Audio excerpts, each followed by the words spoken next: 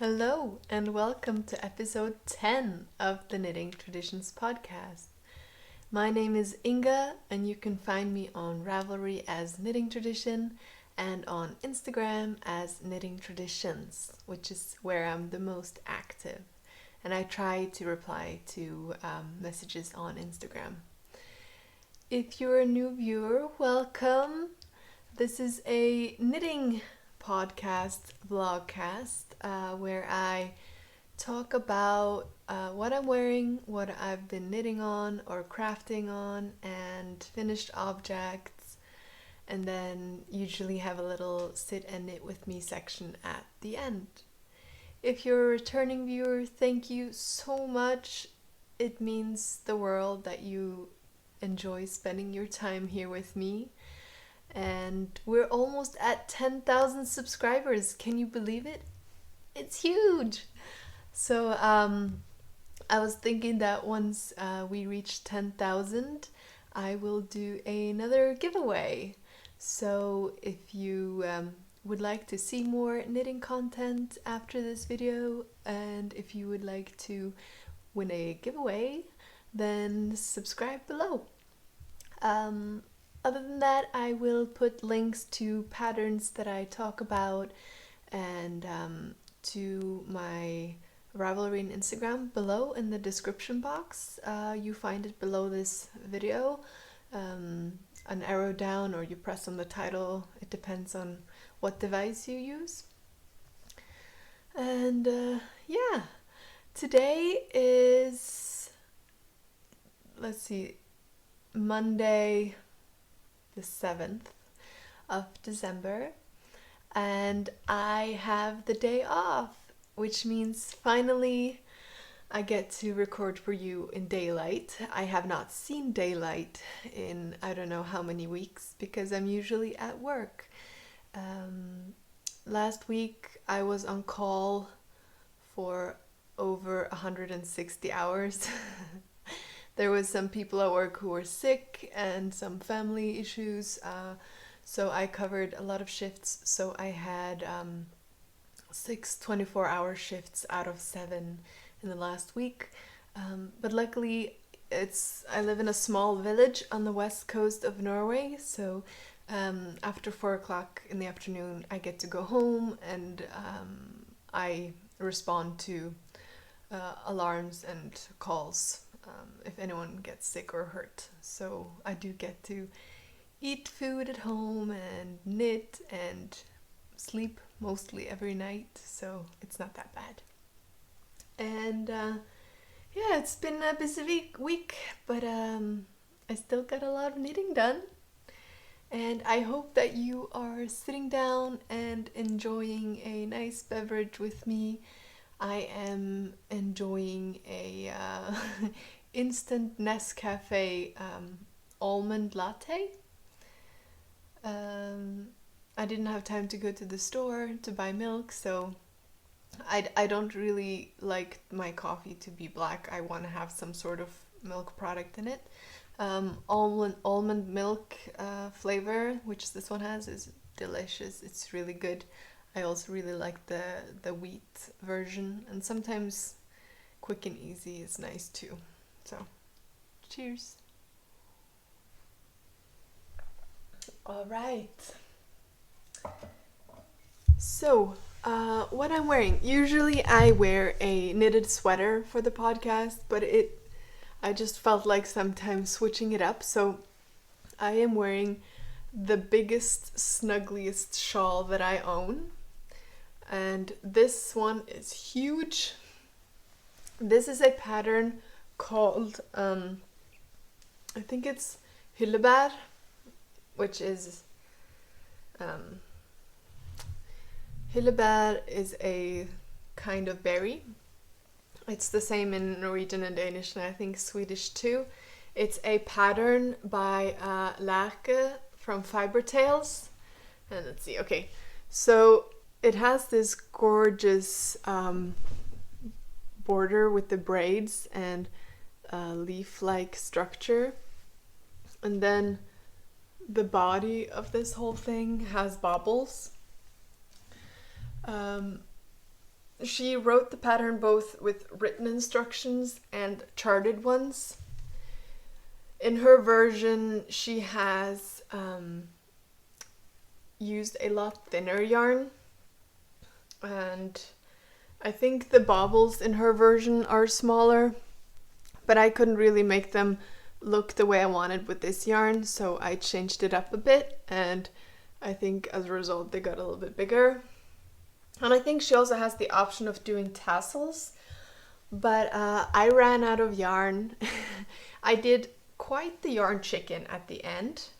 I don't remember which one, because you start this one up here and you're knitting the bobble triangle, and then once you're done you pick up and you knit the edging on each side, and then after you've done one side you do the other.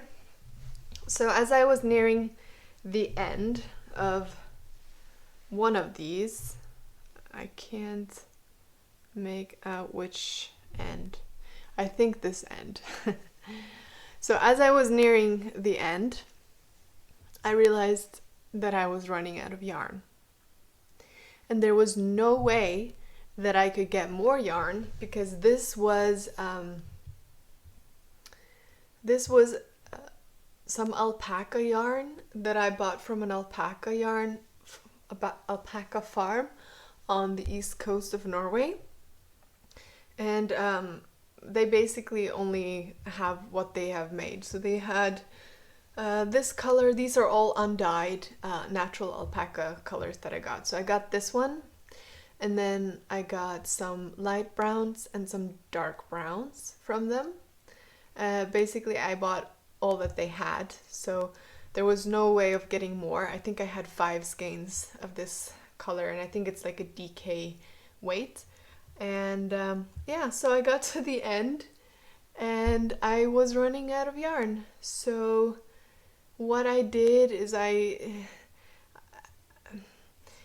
increased on the, or decreased on the side here a lot steeper than the pattern says, but I don't think that you can really tell that there is a huge difference.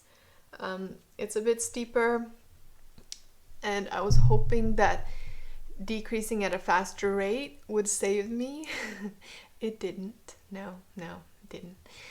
So as I got to like this point, I was out of yarn. And you have no idea, like this scarf, or no, this shawl, I love this shawl. I'm so glad I made it. But it was a struggle to make. It's huge. Baubles, don't enjoy making baubles, and there's more than 100 baubles on this thing, I'm pretty sure. So that was a struggle on its own. And the border, it's beautiful. It took a long time to make though. So getting to this point and running out of yarn, I wasn't happy with myself, no. But thanks to my privileged substantial yarn stash, I had some alpaca yarn. It was like a mixed yarn. It has some alpaca, and it also had a, I don't know, I bought it in Poland several years ago, so I think it also had a little bit of acrylic in it. But at that point, I mean, this is all I was missing, and I had knitted this whole thing, so I used that one sorry, for the end, and I mean, I can't tell the difference, can you? I feel like I was so lucky that this thing worked out. So this is the largest shawl that I own, and it's the warmest. I mean, I don't know if you've heard, but I've been told that alpaca is warmer than wool, and in my experience, I'm not sure if I noticed a big difference. Usually I wear really rustic warm wools, and they are super warm. This one's also warm. But yeah, no, I'm really happy with it.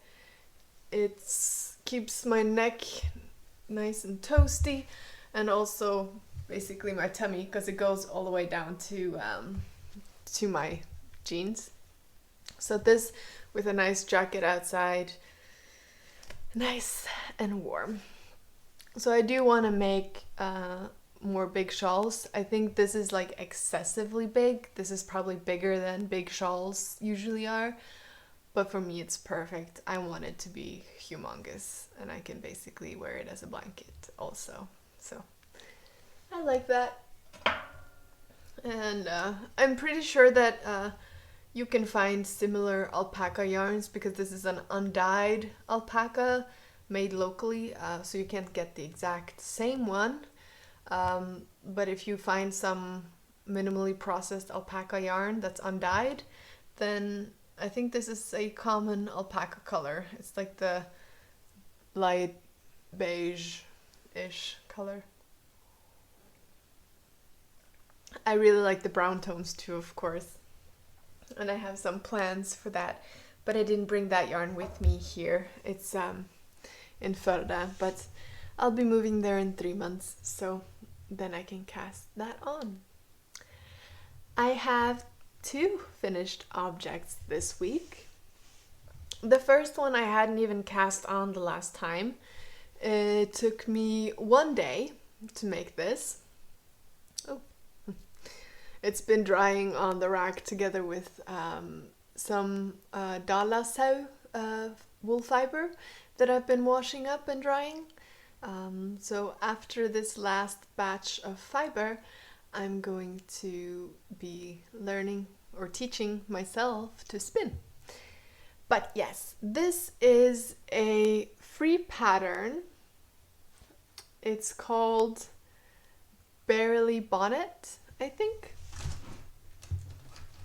Let's see if I kept it. I probably didn't take it downstairs with me. But yeah, I think it's called the Barely Bonnet. It's a free pattern on Ravelry. It took me a day to make this. You start by knitting this rib section, and then you knit back and forth in garter for a certain amount of centimeters, I don't remember. And then you join in the round, and you knit around and around with some decreases until the end. And then you make 4 pieces like this, sew them together, turn them inside out, and sew them on. And then for this, they just tell you to do whatever you want. So I just made some braids with 3 strands, and voila, a hat. And this hat is a gift for Randa, who is the cleaning lady at the doctor's office where I work. She is the sweetest lady. She keeps feeding me, and she doesn't do this to the other doctors. She keeps leaving like little chocolates at my desk. One day she made samosas, which were delicious, and I also didn't have lunch with me that day, so that was a lifesaver. And she won't let me say thank you because she says we're sisters. And she also insinuated that she's trying to fatten me up. So I don't know, she's really sweet. So this one is for her because she is pregnant with a little one. She won't know until December if it's a girl or a boy. So I made this in a undyed color. I think it'll go nicely with both boys and girls. Also, I don't really think that colors belong to genders. I know that pinks and blues are generically, boy and girl. That's not really an issue for me. I prefer greens and yellows and browns and neutrals, so whatever I make can be worn by anyone, even though the parents prefer pink for girls and blue for boys. This will go with both, and it's really nice. I think I'm going to be making more of these. This was supposed to be an attempt of using my scraps. The finer that I had left from making my selbu cowl. I think I used like 30, I used 20 or 30 grams of the finer in this cowl, and the balls come in 50 grams. So basically I had, let's say, half a skein left, and I thought that, a infant's hat or bonnet, that can't be that much yarn, right? No, this is a 3-month size, and well, the only experience that I really have with babies have been premature babies, and their heads are tiny. So I guess a normal sized infant has a little bit bigger head. How people squeeze these heads out? Oh, I don't know. That makes me scared of having children.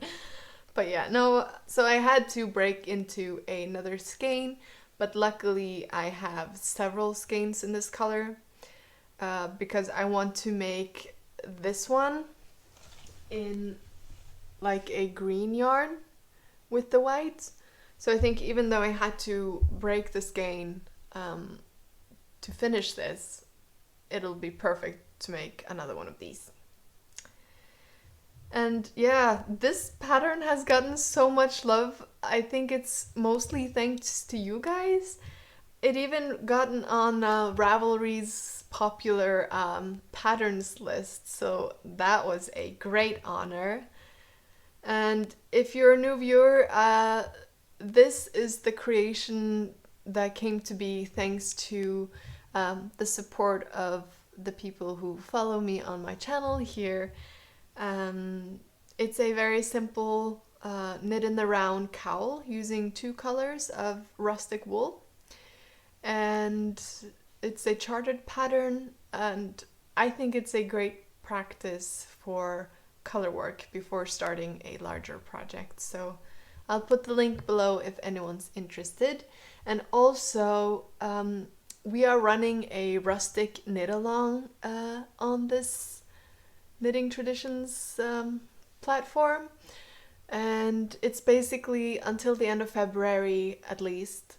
You have to, the knit along is to knit something with minimally processed yarn. So no superwash, no acrylic, no polyamide, nylon, that kind of plasticky content, but animal fibers and plant fibers are okay. Big and small projects are okay, and whips are allowed. And this is the pattern for this, and also the exact same yarn used for this is one of the prizes, and the other prize is this lovely bag from the Urban Stitcher. And if you haven't seen this channel before, I also talk about this in the previous 2 episodes if you would like to know more. And I have the other finished object.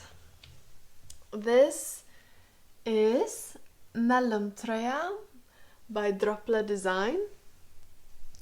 It's a very simple top-down sweater with a rolled hem, some short rows in the back, raglan, and slightly cropped body. And this is my favorite pattern. The designer has only made this in Norwegian, but she is working on getting it translated, so I will let you know once that has happened. And the yarn is my favorite. It's the cognac color of the Tinde yarn by Hyldebær, and it's just the warmest. So when you're knitting with it, and like maybe the first time using it, it might be a little bit prickly, itchy, crisp, but it softens up so nicely with wash, and when you use it, the more you use it, the softer it gets. And it has like a halo. The Norwegian pelt sheep, which is the sheep breed that this yarn is made from, is similar to the Gotland sheep. They're in the same family, I believe. And they have really long curly fibers, not with a crimp, like not crimp, but like curls. And it just creates like a mohair look. And the more you wear it, the more of it. And it's super sturdy and warm, and I can't recommend it enough.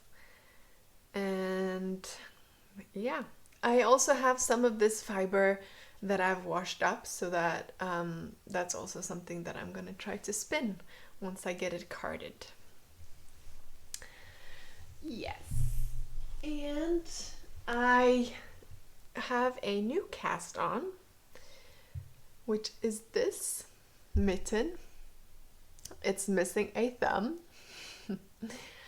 But I think I was knitting it, and as I got to this point, my needles broke.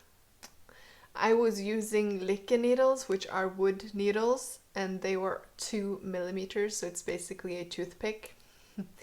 So it was bound to happen. I was so careful because I was so scared of it breaking, but even though I was super careful, it still happened. But Strikkesilla, who I bought it from, she was so sweet. They have a policy that if it breaks from just normal wear, they replace it. So she is sending me a new one. So this is a pattern called Flor. It's only in Norwegian. I got this pattern together with the yarn. So this is the yarn. I talk about this yarn in, I think, episode 6. If not 6, it's 5 or 7. I got this at a knitting festival this fall. And the yarn is from Hyldebær. This one's called Burnt Sugar, and I'll put it below what this one is called. I have it upstairs, so I'll put the names here. And it's a pattern that is supposed to be knit on 2.5 or 3 millimeters. The pattern doesn't actually say where to use what needle. But I know that I have tiny hands, and also my colorwork gauge isn't really that tight that I think a lot of people's are. So I knit this on 2 millimeter needles, and I think it's perfect. The row gauge fits like a glove. So my top finger is actually here. Usually my mittens have been like this with a floppy end, and I don't like that. I want to be able to have control over my hand inside the glove. And if the mitten is too big, I feel like it gets really floppy. So yeah, Hyldebær is a small producer of yarn close to where my father is from, and they have some lovely hand-dyed rustic, like super rustic wools. Like the prickle factor in this is very high, but it's also so warm.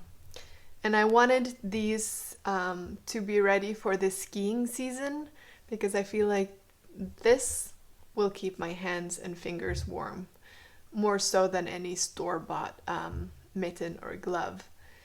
And width-wise, I think I have like this much extra space, so I could always try and just hand felt it a little bit, and then just make sure that it doesn't shrink in the length by pulling on it as I work on it. And I think that will soften it up and make it more windproof for skiing. All just positives. And the pattern gives you the option to do a Latvian braid if you wish to. In this kit, that contrast color was not included, but I just used some Tinde yarn that I had in my stash and made the braid. And I think you're supposed to braid this section at the end.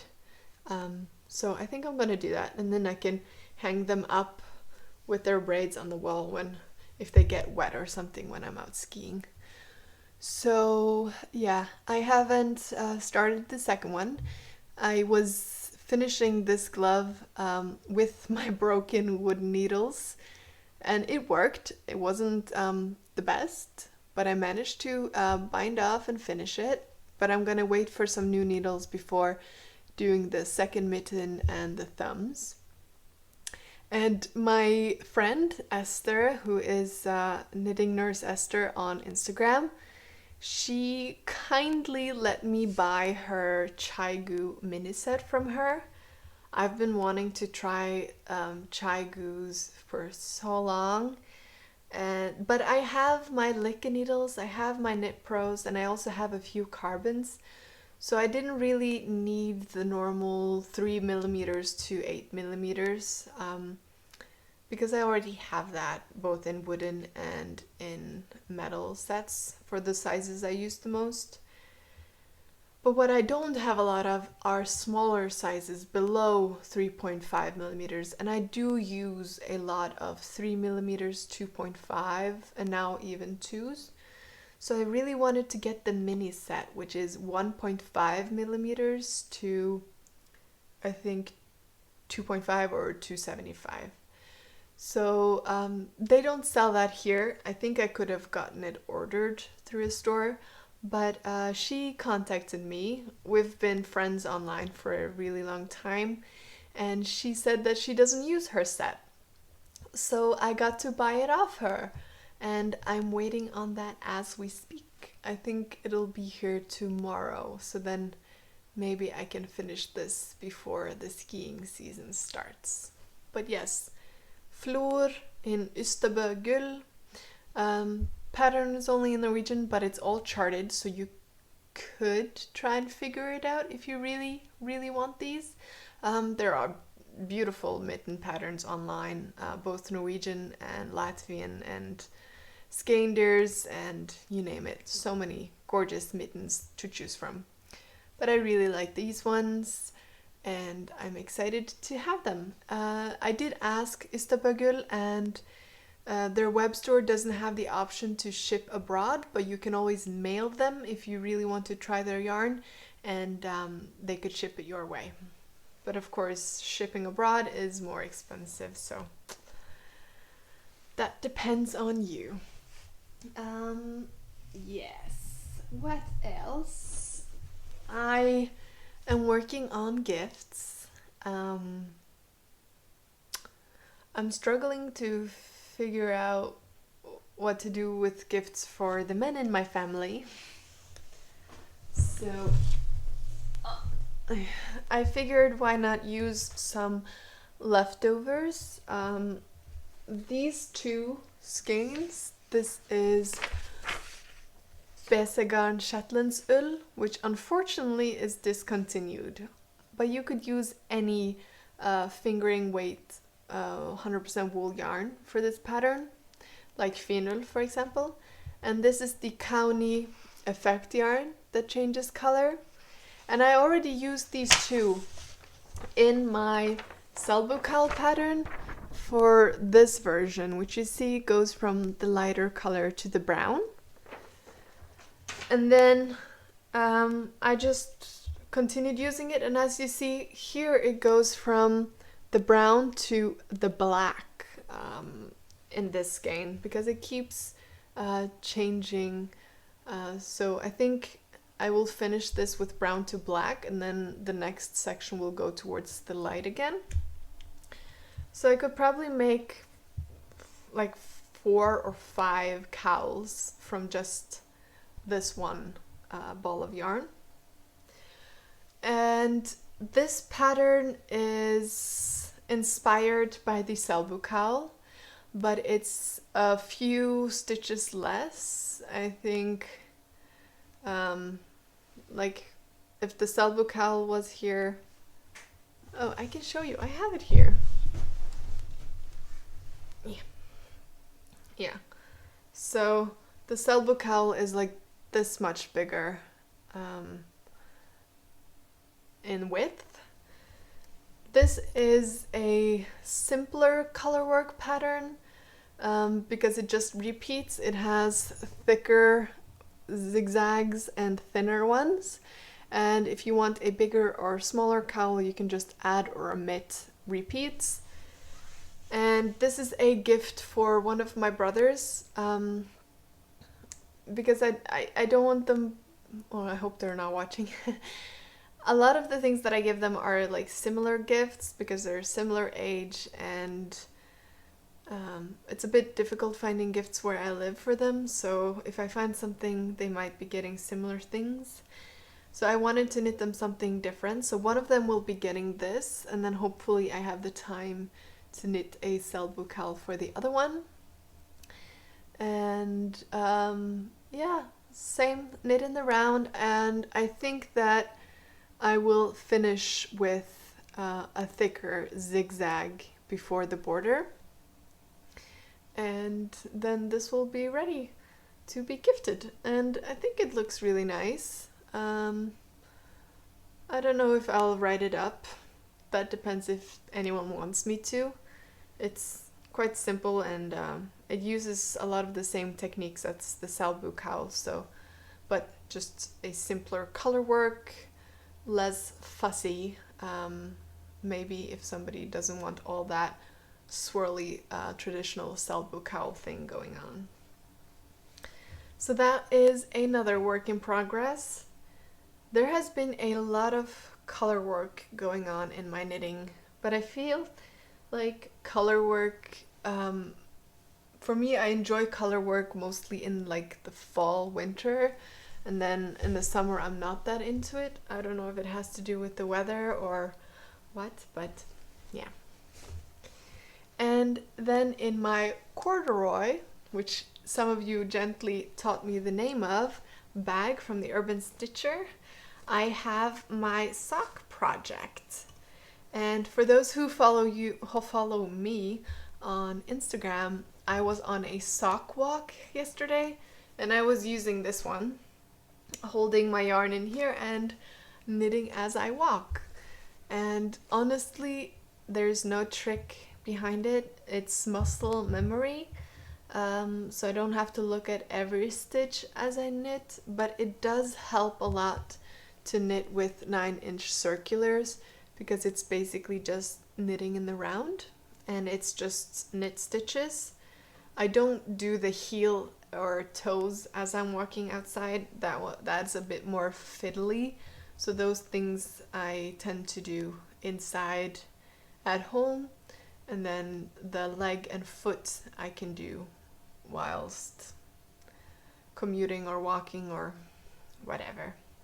So the second sock is almost done. This is just a super simple, I would call it a vanilla sock. It's the way my grandmother taught me to knit socks, and I've chosen to do with contrast colors to use up some scraps.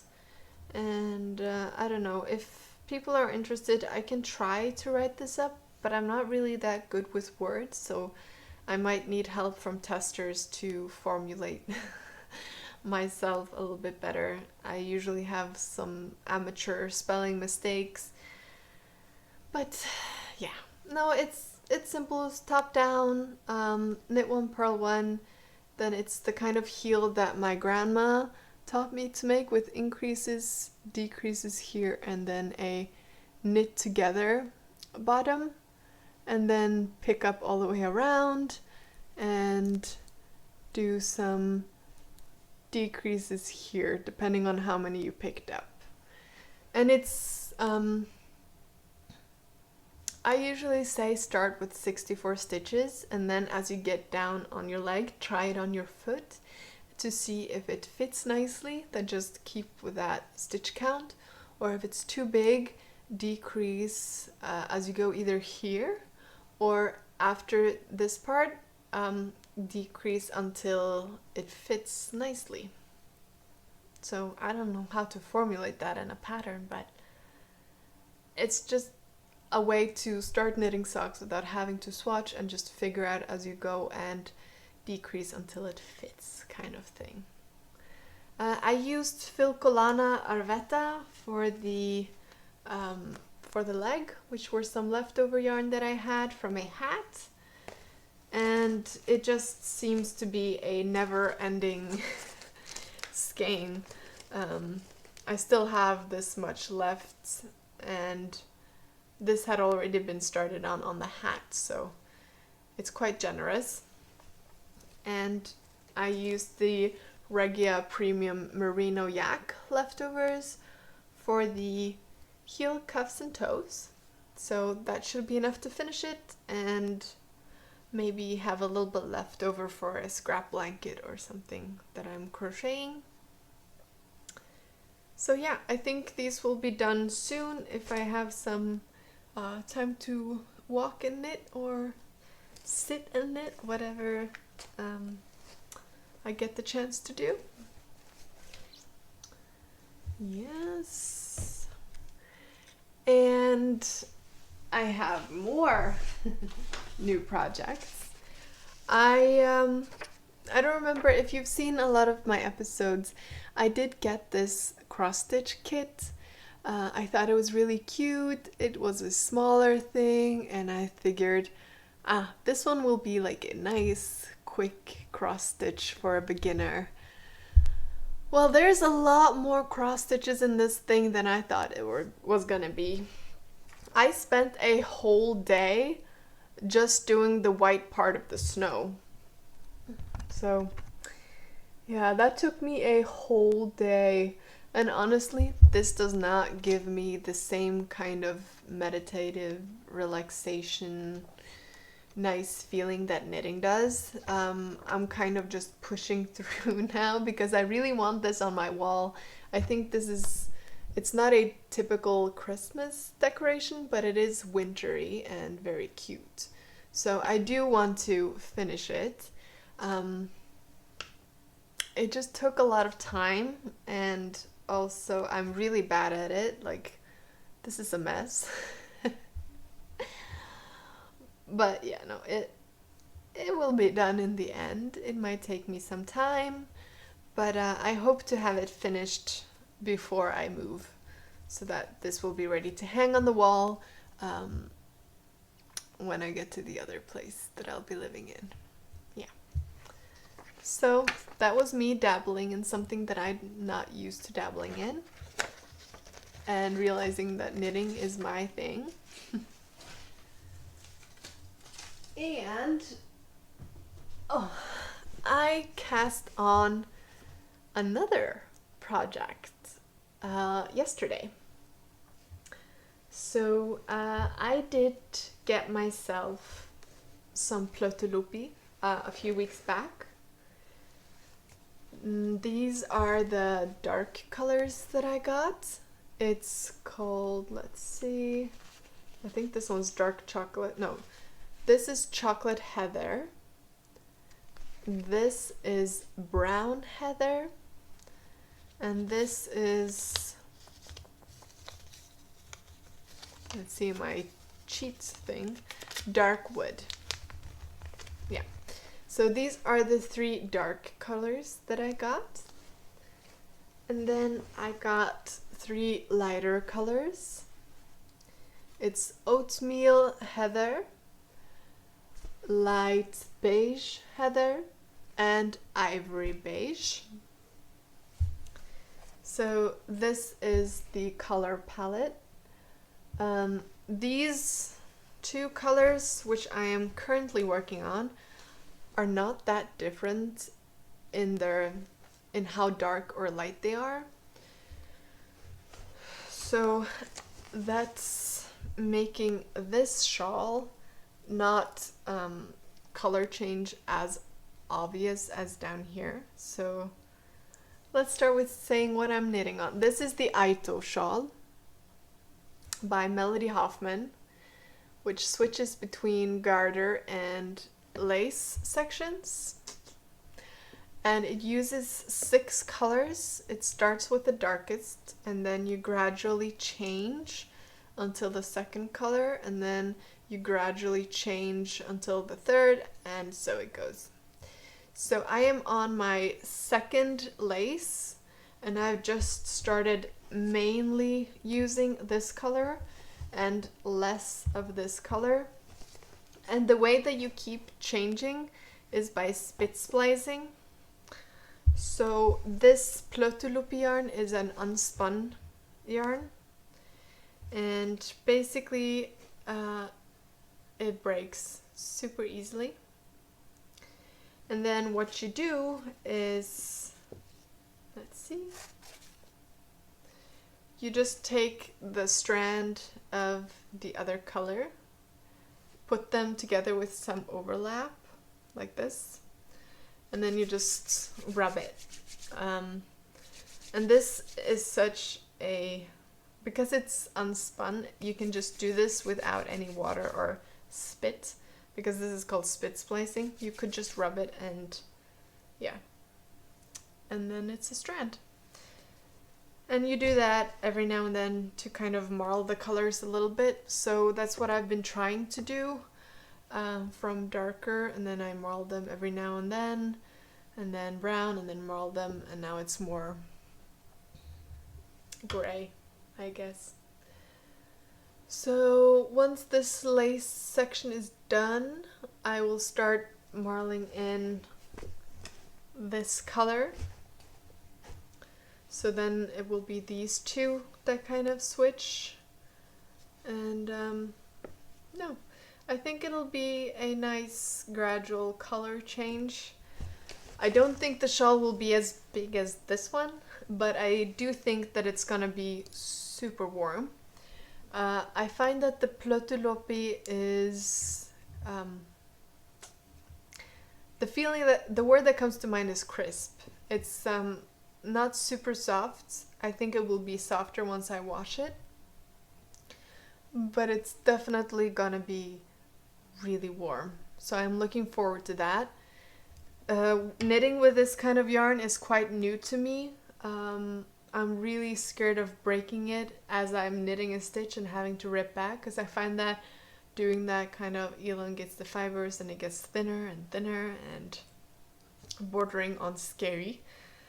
But I know that a lot of people have been able to wear this, and it's a lot more sturdy once knitted up, so it doesn't just break, which is what I'm worried about, like getting stuck on something and then the strand breaks and the whole thing unravels.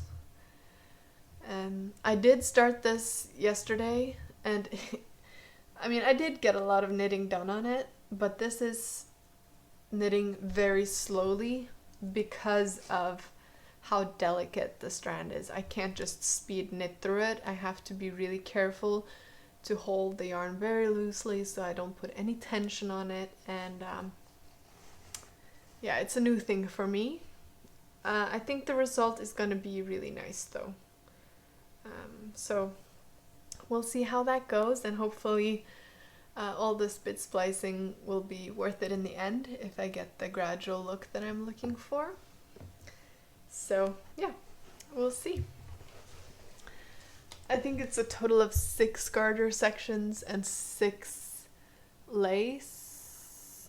Yeah, so I'm on this half of the second lace now, so it's gonna be quite a lot bigger. Other than that, that's all that I've been knitting on. Considering the amount of work I've had, I think that's enough to have been knitting on.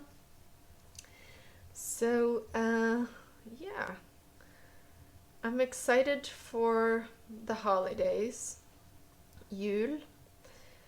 I haven't gotten to decorate a lot. I don't know, do you have some holiday traditions or Christmas traditions that is kind of mandatory to do in your home to get in Christmas mood? Or if you don't celebrate Christmas, do you have some traditions for this time of year to get you through the winter or the summer if you're in a warmer climate? I have gotten a Christmas tablecloth thingy with little nisse or goblins on it. And yeah, I was talking about this the last time, and I guess the closest you have in the English vocabulary is goblin. But Nisse, we have more than just the Christmas or julenisse. We have, I guess, folklores, or how you would call it, where there are these nisses who live in barns, and we give them porridge with butter and cinnamon and sugar to kind of keep them content.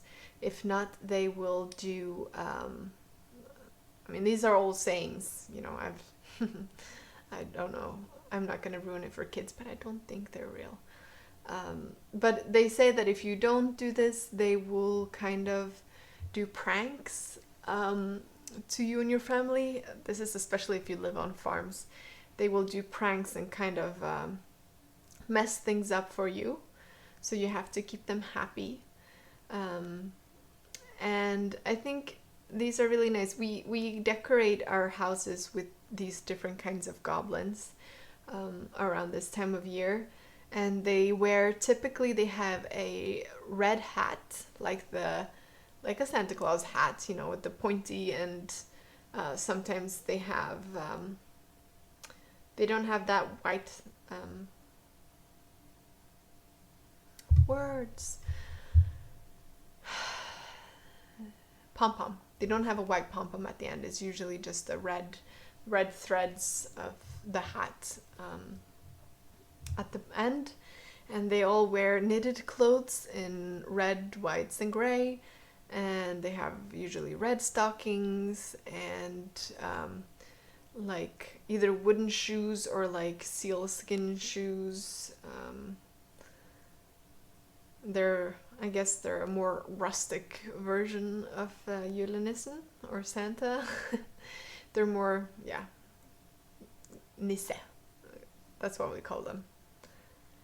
And a lot of Norwegian children grow up watching like an advent calendar TV show for the days in December before Christmas. And a lot of those TV shows are about these nisse. We have the red ones that live in the barns, and they have to do these pranks to get their long nisse hat, because as kids they have the shorter ones, and if they do pranks they get the long one. And another one is the blue nisse, which live in the mountain, and it's really good television for kids. I really loved watching them as I grew up, and I kind of miss having these kind of TV shows for kids every day at 6 in the evening and counting down until Christmas. It was a nice tradition that we had. So yeah, let me know if there's some tradition in your house that you think is great and you want to bring on to the next generation, or maybe you already have. I do know that I'm quite a lot younger than a lot of you who watch this episode, but it's always nice to hear what people are up to at this time. And hopefully 10,000 subscribers soon, and I can give you all a giveaway. So I will start thinking of what I can give away, and leave a comment below, like the video, subscribe, and hopefully we will be there soon. Maybe even the next episode. Who knows? And I did get a lot of requests to do tutorials on how I knit and how I do different things. Probably as of now, I think I want to keep the YouTube platform with podcast episodes. I don't know if it would be weird if I started recording little snippets here and there. Maybe I will. I'll think about it, how I could organize that. I would also need some time, the right project on the needles, good lighting, but I don't know. I don't think there's anything special with the way I knit. I knit continental and then Norwegian purling for the purl stitches.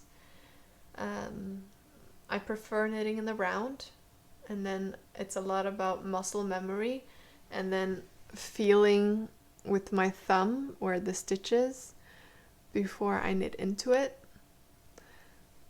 And that's pretty much it. But I could try and like maybe if I make a pattern for this, I could try and record how I do this part, which is, I guess, the part that is the most unusual about this sock. But yeah, we'll see. I will find a way that I am comfortable with doing, and that seems organized, I guess. Yeah. So are you guys knitting on Christmas gifts right now, or are you doing selfish knitting? I'm doing a bit of both. But I am looking forward to being done with all the Christmas gifts, just because it's a little bit stressful. It shouldn't be, but I just feel like this year with everything happening, I just want to, I don't know, bring some joy to the people that or the family and those who I'm knitting for, to kind of, I don't know, bring some happiness into this time. And that is if they like what they get, which I hope they do. I think they do. My brothers are really knit-worthy people, so I think they will enjoy it. Yeah. I think maybe the next time I will look into questions that there's a question and answer thread on Ravelry, so I think I will look into that, maybe answer some questions the next time around. I probably forgot to say earlier, but if you're joining in on the Rustic Knit Along, the way to win it is to post a photo of your finished object on the finished object thread on Ravelry. There is only one winner in this knit along, but it's not about winning, it's about participating and trying out some rustic yarns, and hopefully you will love it as much as I do. And if you just want to participate and share in the love, you can use the Rustic Knit Along hashtag on Instagram, or you can chat away in the chatter thread on Ravelry. I am mostly active on Instagram, and you guys are making such beautiful things, and I will try to include some photos of that at the end of this video, together with some nature footage. And I will see you guys hopefully in a week, and if not, in 2 weeks. Hopefully one. Yeah, we'll hope for one. It all depends on lighting and time available, and until then, I hope you are doing well, and I will see you soon. Bye!